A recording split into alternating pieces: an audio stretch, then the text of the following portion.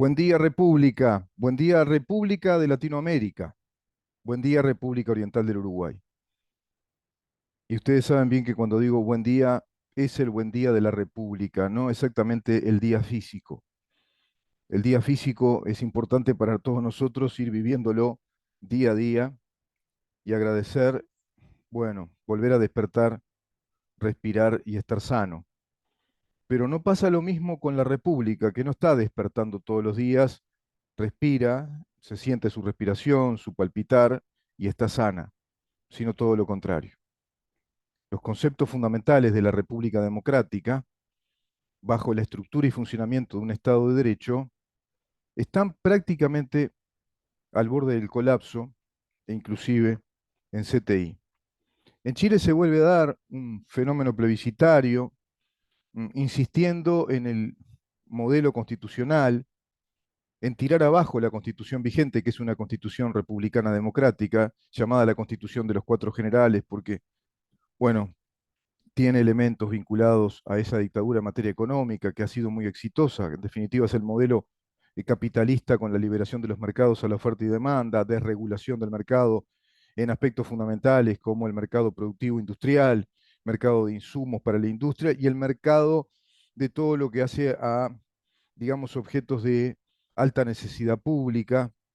el mercado de bienes, el mercado de servicios, también liberado en cierta medida a la oferta y demanda, en un modelo que se ha estabilizado y ha producido un cambio enorme en Chile. Podemos decir que seguramente es la economía más avanzada de América Latina, con dificultades, por supuesto, con asimetrías. Lo cierto es que hay un proceso muy fuerte en Latinoamérica que tiene que ver con la reivindicación de ese sistema de Estado,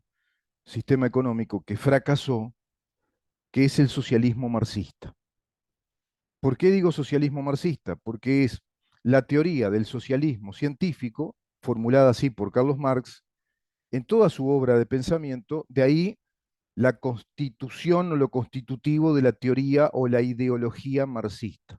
Autor principal, el teórico judío alemán Carlos Marx, junto con su socio y también teórico Federico Engels.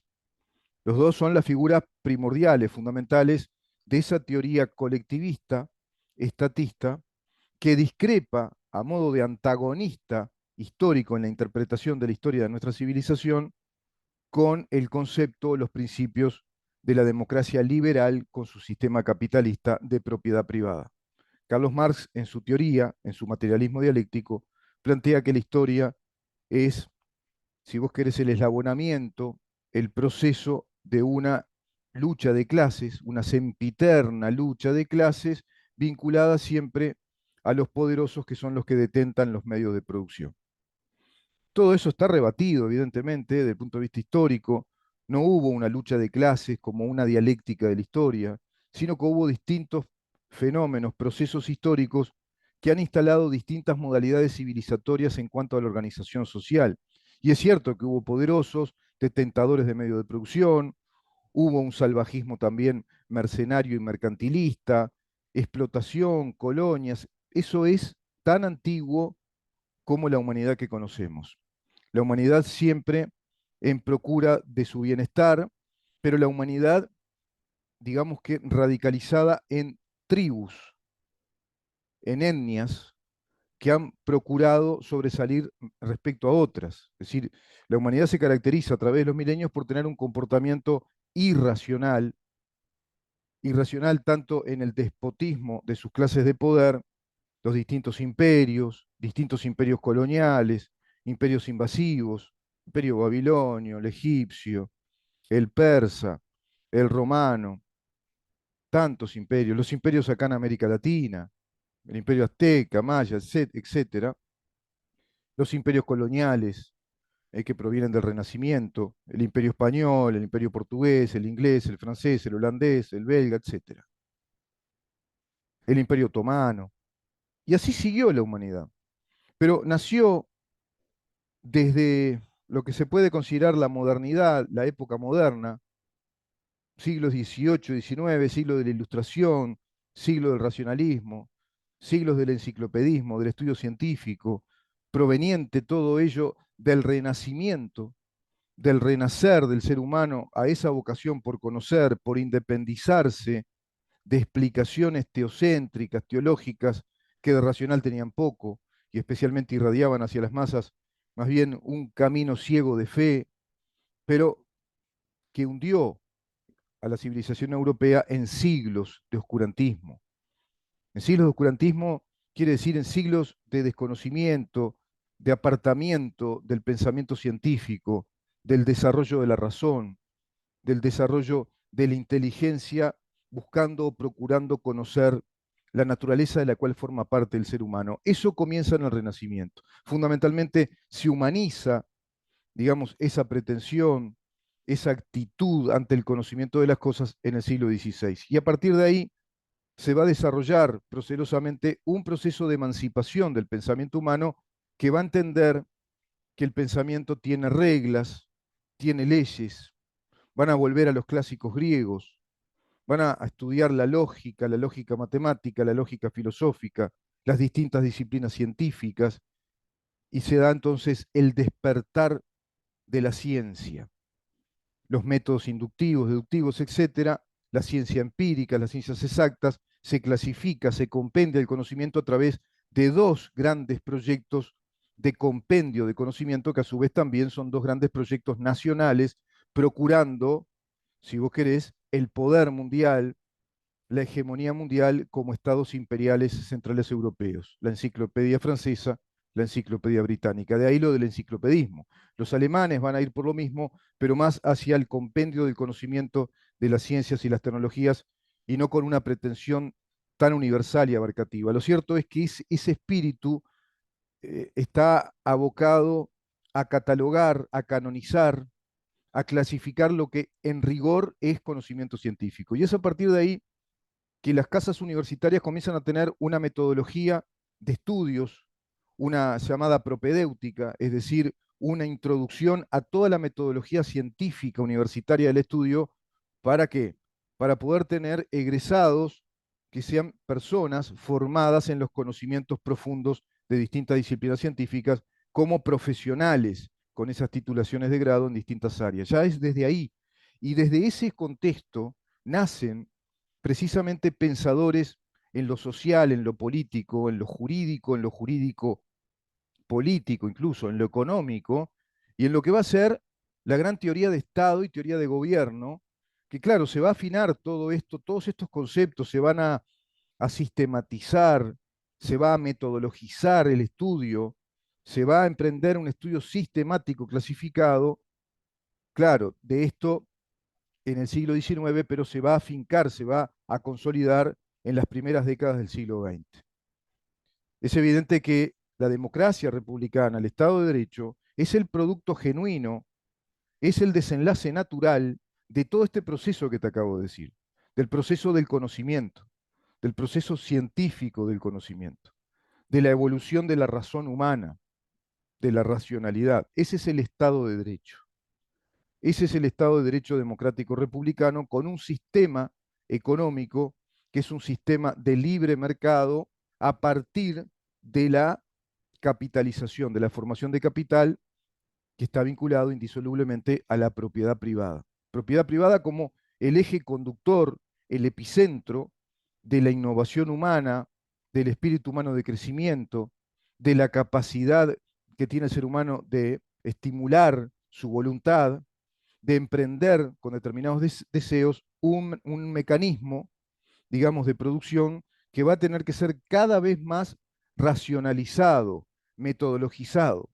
Se va a tener que emplear un método de productividad que sobre la base del ensayo y el error también se va a ir perfeccionando al extremo de que hoy todo eso está bastante estudiado, clasificado, donde ya pocos están descubriendo la pólvora digamos, en la gran dimensión de lo que es la metodología y racionalización de los medios de producción de la actividad empresarial con la clasificación del trabajo. A eso se le llama capitalismo. Formar capital, estar en la sustentabilidad, es decir, perdurabilidad en el tiempo, tanto de las fuentes de trabajo como de producción, que van de la mano, están intervinculadas. Empresas que producen y crecen hacen crecer fuente de trabajo y le dan sustentabilidad a los trabajadores con mayor calidad de vida, porque hay mayor calidad en el ámbito laboral y mayor calidad de ingreso salarial. Esos son los modelos productivos de desarrollo,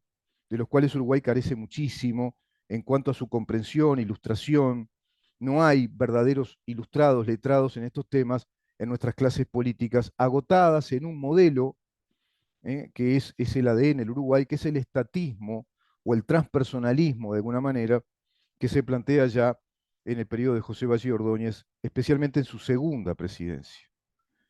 donde además va a presidir el Uruguay con tres figuras que provienen de las ideas contrarias a todo esto que acabo de decir, que son las ideas colectivistas, transpersonalistas y socialistas. Emilio Frugoni,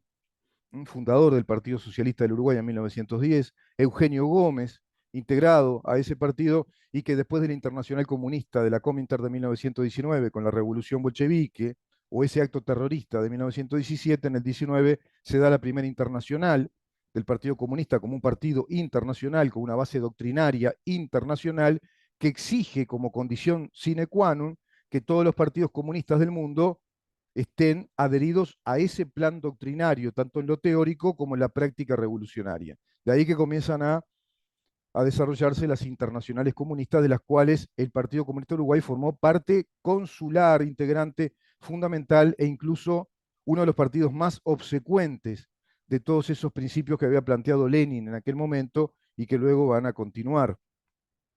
Con esto les quiero decir que el Partido Comunista de Uruguay eh, va a ser formado por Eugenio Gómez, integrante de aquel gobierno de José Valle Ordóñez. Y se va a fundar un 20 de septiembre, si no me equivoco, 21 del año 1920. Va a haber una migración de integrantes del Partido Socialista muy grande, prácticamente el 90%, que se van a esa nueva casa partidaria de acuerdo a esa internacional triunfante, romantizada, con la esperanza de un mundo justo, igualitario, que rompía con la lucha de clases, que terminaba con la hegemonía desigualitaria de la burguesía capitalista. Eso está en la doctrina marxista, marxista-leninista. A eso responde hasta la fecha el Partido Comunista de Uruguay, que es el partido inclusive mentor, organizador, creador del Frente Amplio como la estrategia coalicional para llegar a esa meta final que es el Estado socialista marxista. En eso está el Frente Amplio, en eso está el Partido Comunista de Uruguay, en eso está el PIT-CNT, que es el brazo sindical armado del Partido Comunista de Uruguay, conjuntamente con la FEU, que es la Federación de Estudiantes Universitarios, y otras organizaciones de izquierda, todos nucleados al Foro de San Pablo, que es la nueva internacional comunista una vez que cae la Unión Soviética.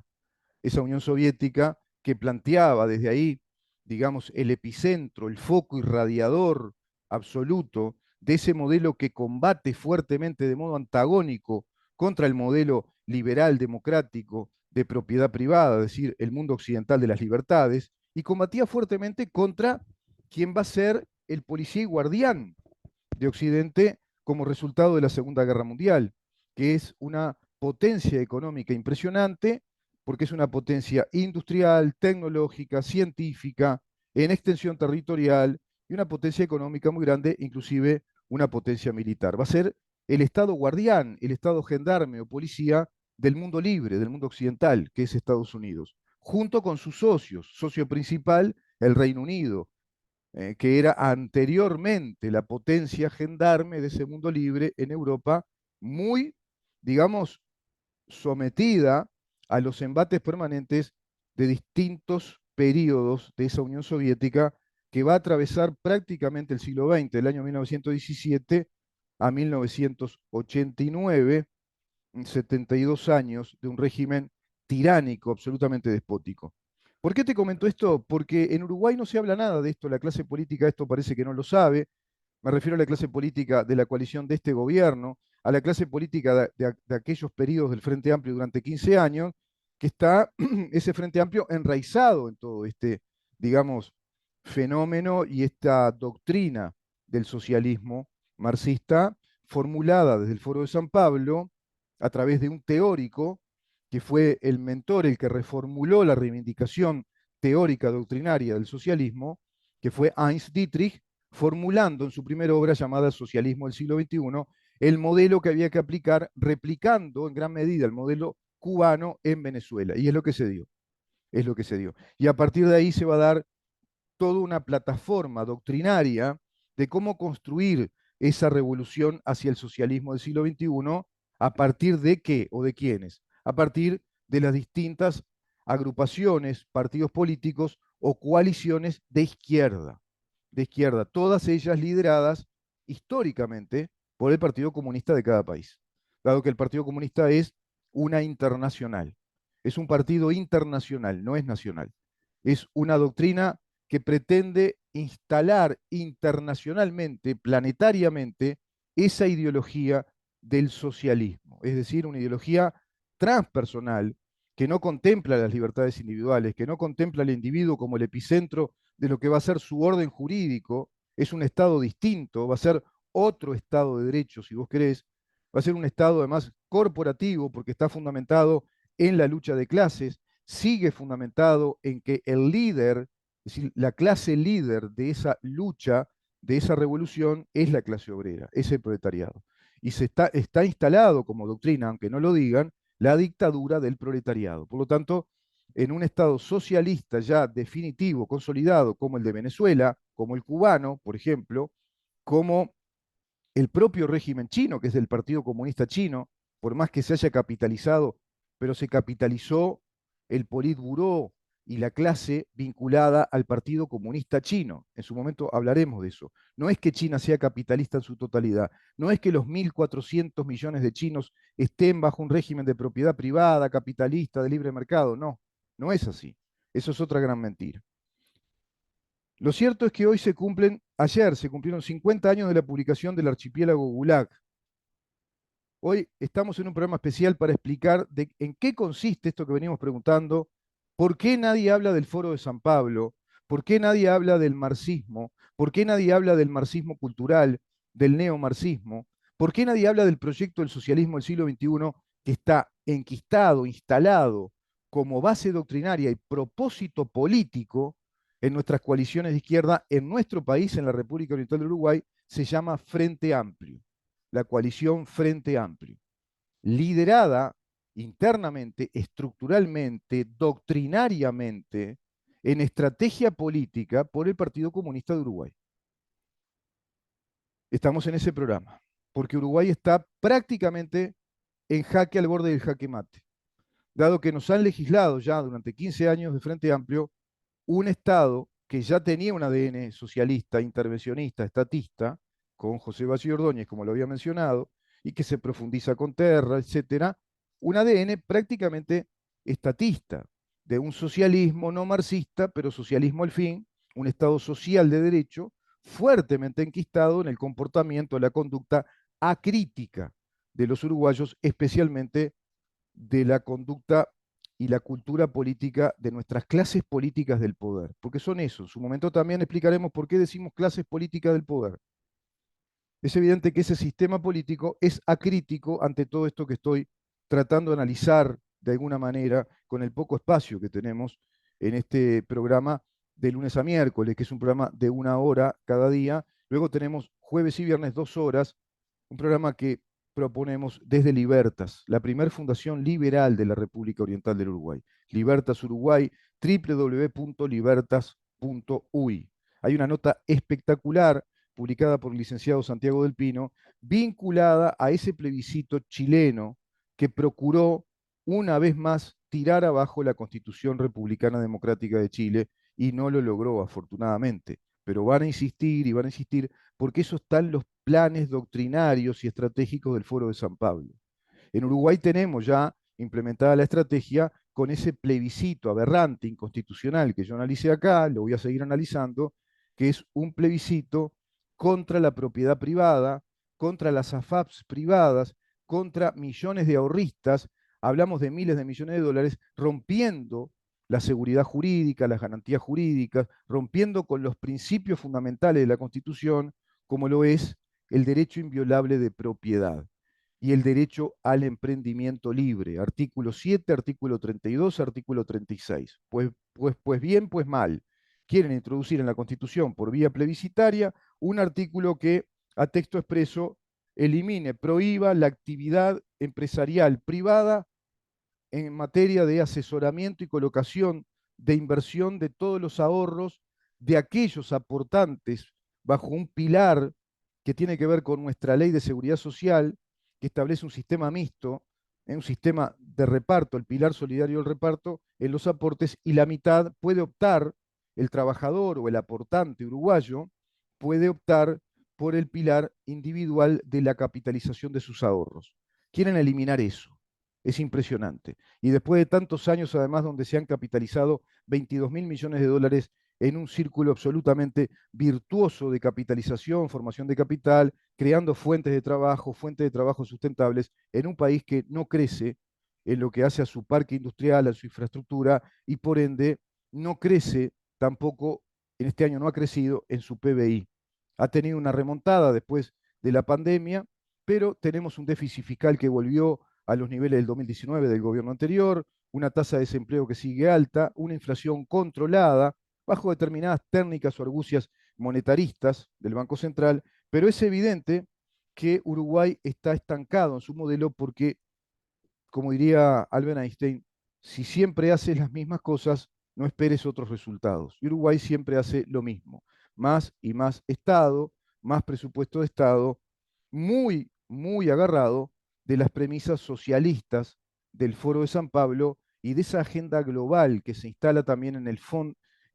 sería el Fondo Económico Mundial, se llama también Fondo Social, el Fondo Económico Mundial, que allá por un plan del año 2000 también empiezan a irradiar todas las premisas de un marxismo cultural, de un marxismo gramsciano, que procura estratificar las sociedades, establecer una economía de diseño bajo los principios doctrinarios de la sociedad inclusiva, la sociedad igualitaria y el LGBT. La teoría o la ideología, mejor dicho, la ideología del género instalada ya como políticas de Estado. Uruguay está en todo eso, está embarcado en esa agenda que a su vez lo apartó de todos los principios constitucionales que rigen nuestro Estado de Derecho de modo soberano, porque se dejó de aplicar la Constitución en los ámbitos o en los confines esenciales del Estado uruguayo,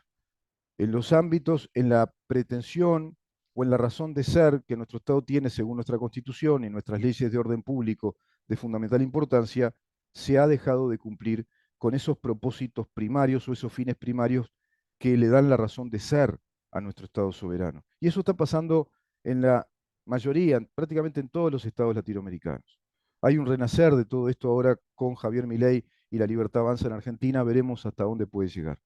Lo cierto es que se cumple fecha. Ayer se cumplió fecha de Archipiélago Gulag, que es quizá la obra más importante, simplemente es la gran obra de Alexander Solzhenitsyn, un doctor en física, doctor en filosofía, una eminencia en rusa bajo la égide soviética, que se anima a escribir un testimonio en 3 tomos impresionante del sistemático sistema de terror, despiadado sistema de terror que ha sido el sistema socialista soviético. En diciembre de 1983 se publicó en Francia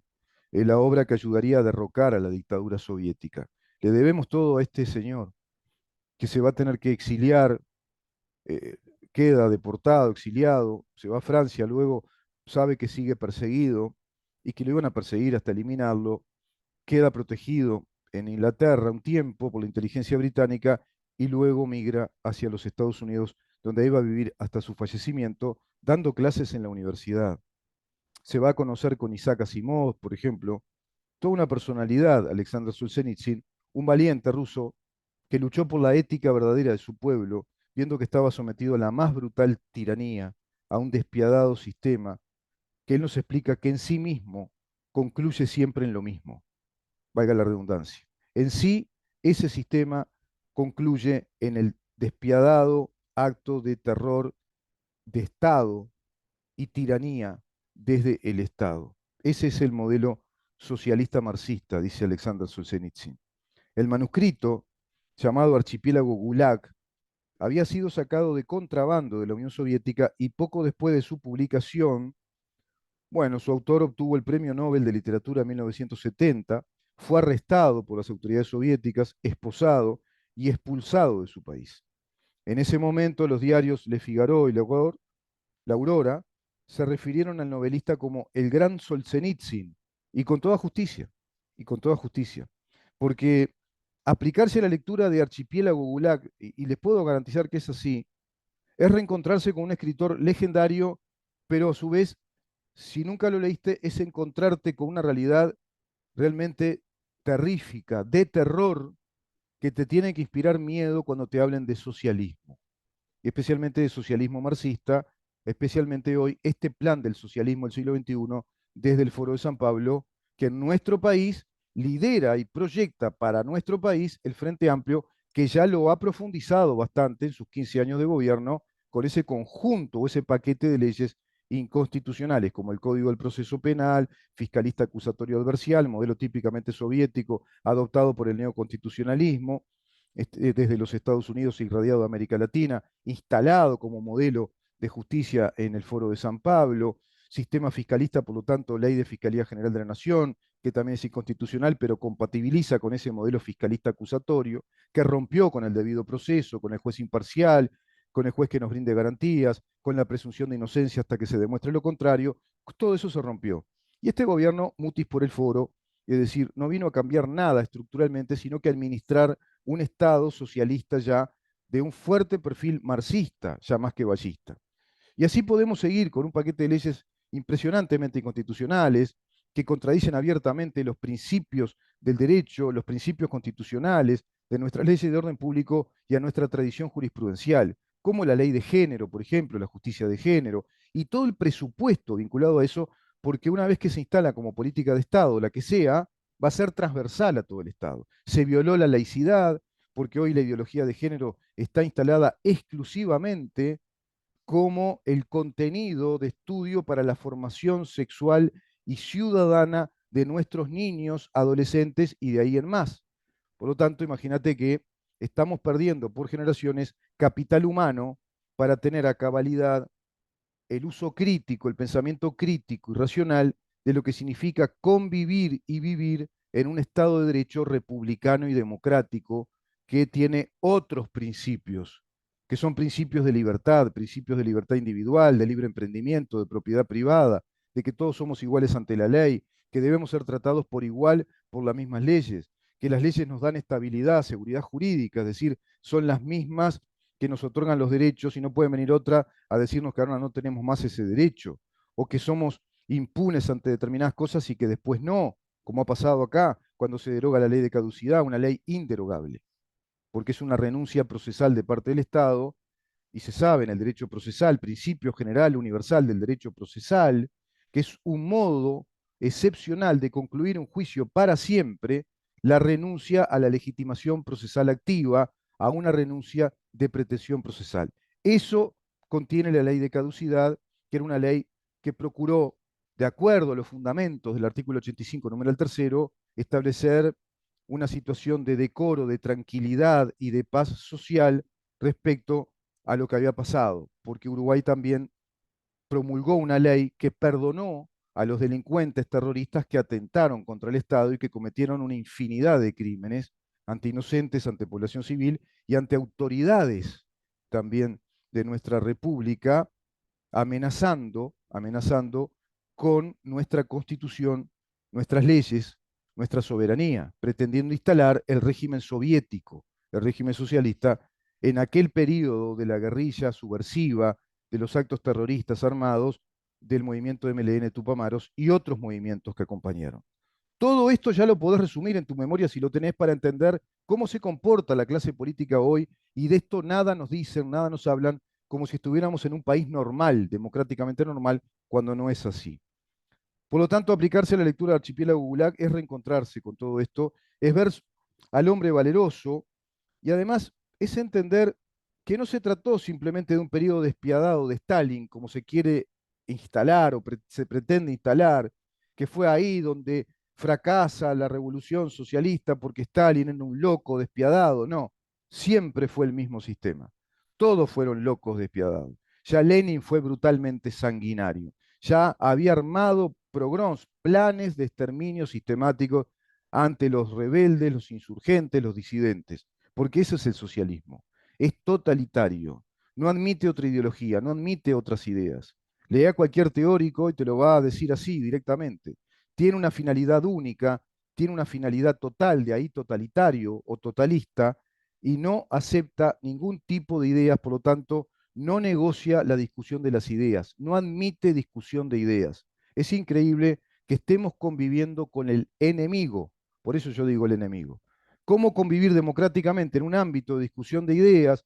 en el ámbito parlamentario, en el ámbito de la elaboración de pactos, de negociaciones políticas, discutiendo ideas libremente? ¿Cómo convivir con alguien que dice que no cree en todo esto y que va a tirar todo esto y va a quedar una idea única de partido único, que es el Partido Comunista o el nombre que le quieran poner, pero es un partido único, básicamente Partido Comunista en su internacional, aplicando la ideología totalitaria del socialismo marxista, que es una ideología totalitaria, transpersonal, es colectivista y es estatista?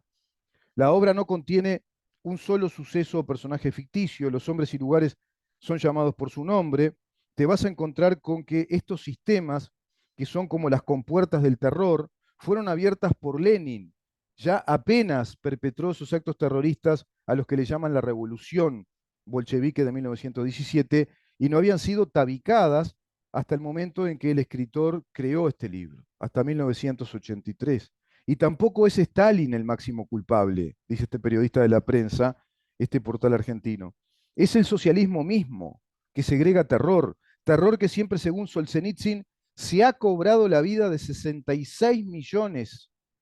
de ciudadanos rusos. El mismo régimen mató, programó la muerte, el asesinato de 66 millones de compatriotas. Esto fue a lo largo de 7 décadas de despotismo anti-ilustrado. ¿Qué es lo que está pasando ahora con la nueva modalidad del marxismo? Ese marxismo cultural que nos instaló un despotismo anti-ilustrado, una tiranía anti-ilustrada, como es la ideología de género, por ejemplo, y como es la ideología de la sociedad inclusiva, que se te la imponen a través de la fuerza coercitiva del Estado, del monopolio del Estado, que te lo impone por leyes que no son consultivas de la opinión pública, modificando radicalmente las reglas de juego de un Estado de derecho. Vamos a ir a una pausa, Ramón, y continuamos con este tema.